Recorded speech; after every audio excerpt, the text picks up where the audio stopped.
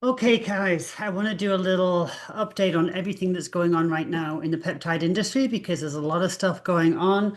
And I want to tell you about how these two products, 5-amino and SRU, are very, very different. So let's start at the beginning. So we're seeing a lot of posts right now, people saying that, the online peptides are going away and they're going to get banned. And there's a few things going on here. So let's start and talk about compounding pharmacy. So a lot of people will get their weight loss medications, I'm talking about here, from a compound pharmacy. And I think there's a mistake here about what a compound pharmacy is. I think a lot of people think these compound pharmacies are making medications, because their doctor won't prescribe them for them, or that they're thinking that they can get a cheaper version of a medication from a compound pharmacy. And that's simply not what a compound pharmacy is meant to do. So, what a compound pharmacy is meant to do is they make a medication when there's not an FDA approved product available. So, for the example of like HRT, hormone replacement therapy, you might get a compounded estrogen, meaning that the standard FDA dose doesn't work for that person. And so they've got a customized formulation, maybe an in-between dose, and that's real popular, especially when ladies are entering perimenopause and they don't necessarily need a full dose of something. So a compound pharmacy can make a specially formulated dose that the FDA products don't provide. Or that a compound pharmacy might jump in where maybe somebody can't take a tablet, but they need this medication, so they compound it in a different delivery system, maybe a gummy or something like that. So that's where the compound pharmacies come in and are very, very useful. Now, what happened with the weight loss medications is that they were so popular that the pharmaceutical companies like the Eli Lilly and the Novo, they couldn't keep up with the demand. And, diabetic patients weren't able to get these medications from their doctors, the pharmacies ran out. So what the FDA allowed was they allowed the compound pharmacies to produce these medications, it's the semaglutide, the tirzepatide, et cetera, to fill in the gap. So they're like, hey, and this is standard, they've done it before. So they're like, hey, there's a scarcity. So compound pharmacies, you're allowed to produce this and sell this while the scarcity exists. Well, what's happening now, and it was months ago that, they say, hey, the scarcity is over. The pharmaceutical industries can keep up with the demand now. You compound pharmacies, you probably need to wind that back now. But that's part of what has happened. So you're going to see some of the compound pharmacies that they're going to have to back off, and that is going to hurt some people that are going to the compound pharmacies. They're getting it's available to them. Maybe the doctors wouldn't prescribe it, and they're getting a cheaper version. But that was the purpose of the compound pharmacies getting involved. Now, a real misconception here is this: people say, "Oh, I get the generic version cheaper." Well, none of these are generic. So you're okay. So the active ingredient in an Ozempic or Wegovy is semaglutide, whichever way you want to say it. Okay. So a lot of people are thinking that they're getting semaglutide from a compound pharmacy and it's cheaper because it's the generic. It's not the generic. It's patented. So semaglutide, tirzepatide, retatrutide, the new one, these are all patented analogs. They're not generic. So the the branding of, let's say, Ozempic, and it's the labeling, it's the branding, and the product itself becomes the Ozempic. But the actual ingredient that's patented is the active ingredient, semaglutide. That is patented, and the patents, I think the patent for semaglutide runs out. I want to say it's 2032. Tirzepatide is longer. I think it's 2025 or something like that. So there is no generic. The only time you get a generic is when a patent expires, and we're a long way away from that. And even when a patent expires, it doesn't mean you're going to get it on the shelves of Walgreens. It's still going to be prescription medication, just like insulin or metformin or any of these. When there was a patent on them, they were very expensive, and you got them, but they were very strictly controlled. Once the patent expired, they became cheaper, but they were still prescription. I mean, you can't just go buy your insulin or your metformin, on Walgreens shelves here. So there's a lot of confusion going on. People think I'm getting a cheaper version because it's generic. They're not generic. They are patented, and that's owned by, Novo. It's owned by Eli Lilly, and they're getting very protective of their products, and you can't really blame them. Yeah. Now, the other part of this is so here you have the compound pharmacies. It's going to be interesting because they're being asked to wind down. I know a lot of them are winding down by the end of the year. And I don't know, maybe there's a loophole there they're going to use. Maybe they're going to say that the standard doses offered, FDA, they're going to offer smaller doses. Then, maybe they've got a workaround. I don't know. But that's what's been going on.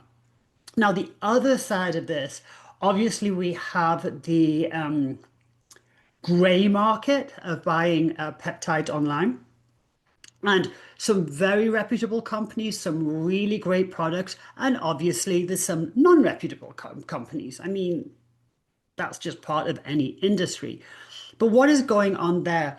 Well, now you've got, because it's the wild, wild west out there, excuse me, it's the wild, wild west out there, and you mean, it's so blatant. I mean, you got you've got companies telling people how to dose this stuff, how to inject these things, and influencers inject themselves online. And the FDA, and honestly, you might not like it, but rightfully so, they are concerned. I mean, they always knew it was going on. These websites have been around forever. You might have just found them in the last year or so, but they've been around forever. Um, but now, and the FDA is always known, but now it's so blatant, they have to take a look at it. And they're especially almost solely looking at the weight loss medications because what they're selling is a patented product. It's owned by the pharmaceutical companies. It's not generic. It's not, you see the point. So what they're doing is they're cracking down and they're looking a lot, and some of them have disappeared already, and they're saying, hey, if there's any inkling that you are offering these products for human consumption, if it is because it used to be enough that you could say not for human consumption, research purposes only. But now they're saying like, yeah, okay. But if you even hint on the intended use being for human consumption, we're going to shut you down. And a lot of the websites did do that. And some of them have actually disappeared. And I'm going to show you some examples in a minute.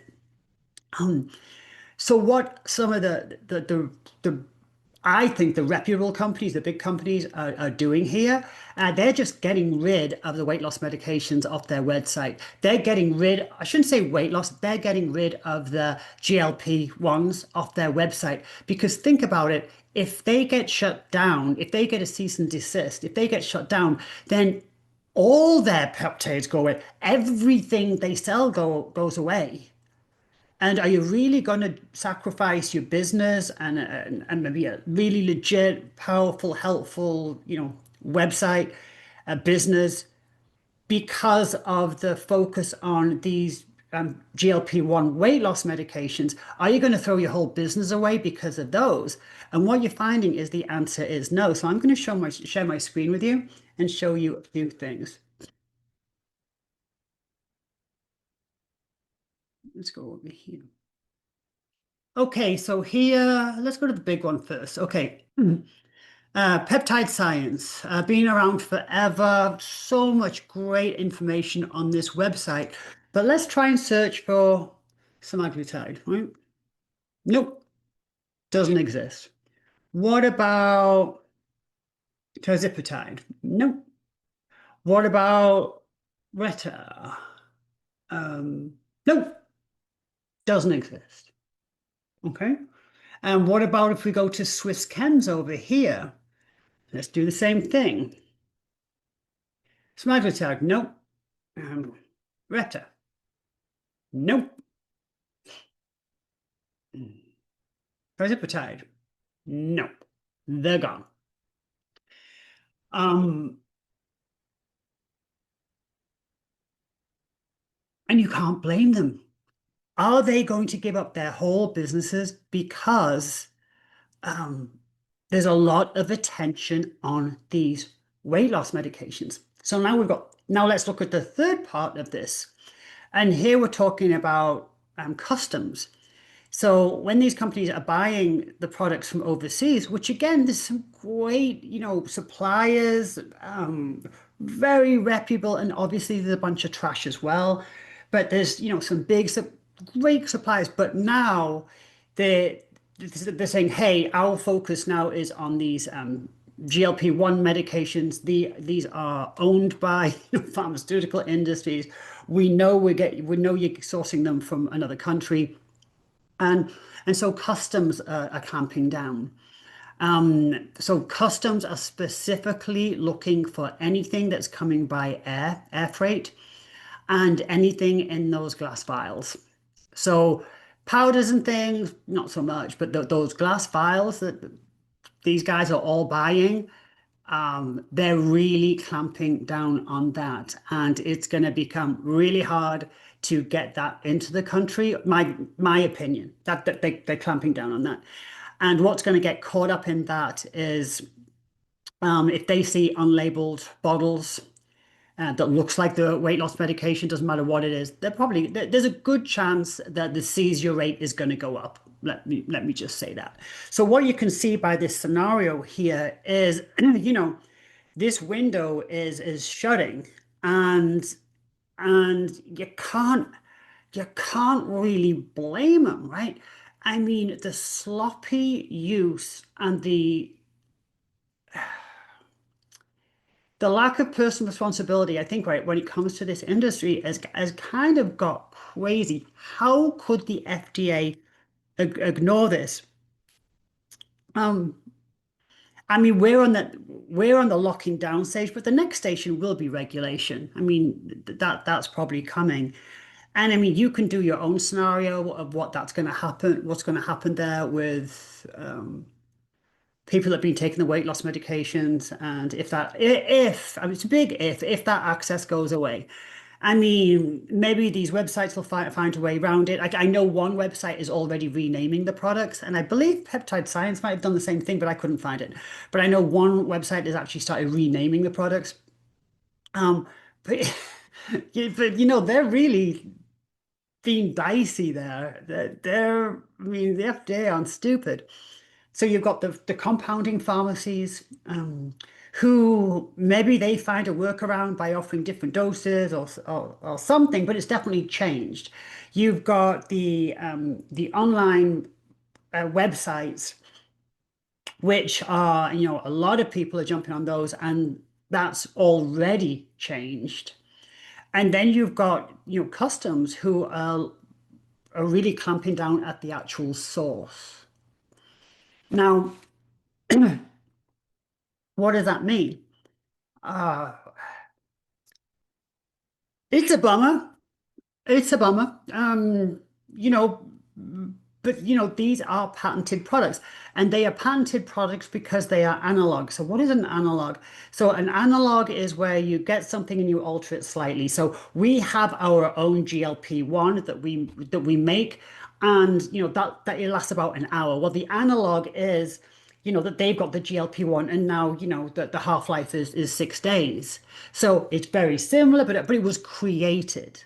Yeah, so that's the analog, and you patent that. They're all patented. You know, what's not patented are these two. The 5-amino 1-MQ will never be without it personally, and the SLU PP332, boom, together, amazing. Again, I'm telling you what I'm doing. I'm not suggesting anything for you. This is information. That's all I ever try and give information as I know it, just as I know it. Why are these different? Well, for one, the FDA don't care about orals. They're not looking at orals. They're not looking at powder. They're looking at the stuff people are putting in a needle, right? So they're not looking at orals. But the bigger part about these two, the 5-amino 1-MQ, um, and the SLU PP332, is these are not analogs. Um, these are not analogs. These are what is actually called prior art. So what I mean by prior art is these are molecules that were discovered, not invented. Yeah, they weren't created, they were discovered. They have been they've been studying them for years. There's been published scientific literature on them for years. Um, they were not created, and all of that because there's a history of these, not created. There've been scientific studies for years, scientific literature for years, not created, discovered. These can never be patented. So these can never be patented. So nobody's trying to protect their products. And if you've seen my YouTube videos, you'll know why I personally swear by these and can't understand why those people that have got maybe 10, 15, 20 pounds to lose are jumping onto the weight loss medications where there's, all that muscle loss, the face is falling off, and the dependence. And when there's other things that work really, really well with a bunch of other benefits. So I hope this explained the situation as I know it. And there might be more to it than I know it, but I think hopefully that made sense. Um, my two products, links in bio, um, joanneleeproducts.com if you want to go there. But inform yourself. Education is the greatest power you can ever have. That is what I try and do. And on that note, uh, you guys might see me with this, but I'm a coach. And I've set my 2026 coaching schedule for the year, and there's going to be 9 programs. And I coach body composition, and I coach it from the beginning to the end. So next year I've got 9 programs going on. The first one starts on January the 12th, and that is my 5-day peak week shred. That is it's a low ticket coaching program if people want to get used to how I coach. Although this is how I coach. 5dayshred.com, or go to Joanne Lee 2026 to see my coaching schedule, Joanne Lee 2026. And the 5-day peak week shred is a 5-day diet. It's you'll lose an insane amount of weight, and this is, I don't care if you've already lost the weight. This is if you want a hard reset. This is where I can show you what food alone can do, food and a good coach can do. I mean, 80% of the people that will do that program in January will have done it before. And they might have done it honestly 10 times because I've been doing this program for 30 years. It used to be pencil and paper. So it is quite remarkable. It's not hard, it's just boring.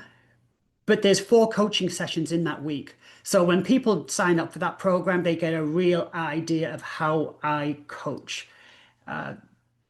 Great program. There is a 10% discount if you join that program before the end of the year, before January the 1st. And you know why I do that? Because all them buggers will come in the day before the program starts. And I'm like, um, you know, so if you can come in a bit earlier, I'm happy to reward you. So go to 5-day shred, the number 5. 5-day shred is the website.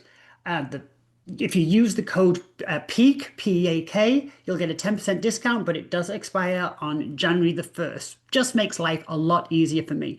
Now, after that, we've got the 5-day peak shred, epic, epic. Again, huge weight loss. I mean, the record is £16 in 5 days. You know, Facebook actually has banned me from advertising. I cannot advertise on Facebook because of the results I posted on that program. They said I was lying. They said the results were not possible, and they were literally just the results of the program. So, pound sand, Facebook. After that is the Victory Vault. The Victory Vault 2 week program. It is a mindset goal setting program. It is tough love, to be honest. It's awesome. And then I have my mastering, sorry, I have Muscle Month coming up, and then Mastering Midlife. And then I do the signature program, and then I do Tight 28. Then I do a 10-week personal training program. And then I do Muscle Month again and Mastering Midlife again because I always get asked to repeat those. But that's my full year, and I will finish coaching on December the 31st. The live coaching programs, if you miss them, they're gone till the next year. So check out Joanne Lee program, sorry, Joanne Lee 2026. The program list will be there. If you have any questions about it, email me, joanne@joannelee.com. But the industry is changing. You can't be surprised. But and the other peptides aren't being touched. So your other peptides, your MOTS, your GHKCU, things like that, they're fine. It's just these GLP-1 meds who are owned by somebody. These are not.